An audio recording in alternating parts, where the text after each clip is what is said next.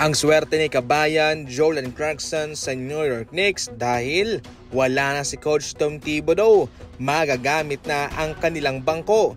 At dahil siya ay isang 6-man player of the year, paniguradong siya talaga yung main man dyan sa kanilang second unit. Pagkatapos na hindi makatanggap ng mga trade interest sa trade market, opisyal na ngaong ini-waive ng Utah Jazz itong si JC. Ngayon sa Knicks ay makapagbibigay siya ng solidong backup presence kay Jalen Brunson. Mayaman na sa karanasan itong si Clarkson, 10 years na siya sa liga.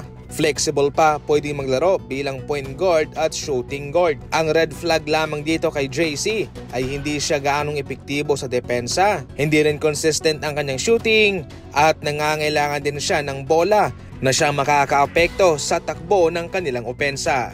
Samantala, magkakaroon naman ng kanyang exposure itong si Michael Porter Jr. sa Brooklyn Nets. Malaking bagay ang may bibigay ni Porter Jr. para sa Nets mga idol. Siya ay isang high volume 3-point shooter. Maraming magagawa itong si Porter Jr.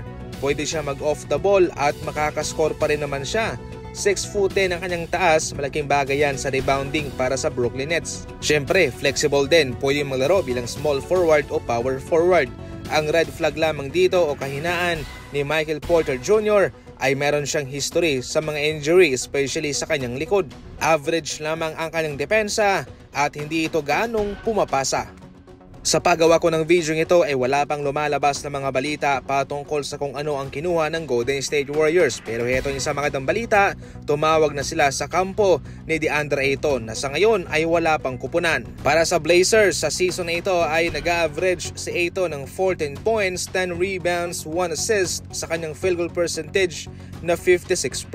Kanina ay kinausap na ng Golden State Warriors ang kampo ni Al Horford. Pero kung sakaling hindi matutuloy, itong si Ayton ang kanilang susunggaban. Pwede rin pong tumulong itong si Buddy Hield na rekrutin ang kanyang kapwa Bahamians na si DeAndre Ayton. Pareho po sila naglalaro para sa national team ng Bahamas. Swak na para kay Ayton itong Golden State Warriors dahil wala na nga si Kevon Looney, wala lang veteranong center doon. Tsak na siya na ang magiging main man center sa Warriors kapag pinili niyang pumunta sa kanila. Sa ating huling balita, itong si Drake LaRavia naman ng Sacramento Kings ang ipinalit ng Lakers kay Dorian Finney-Smith.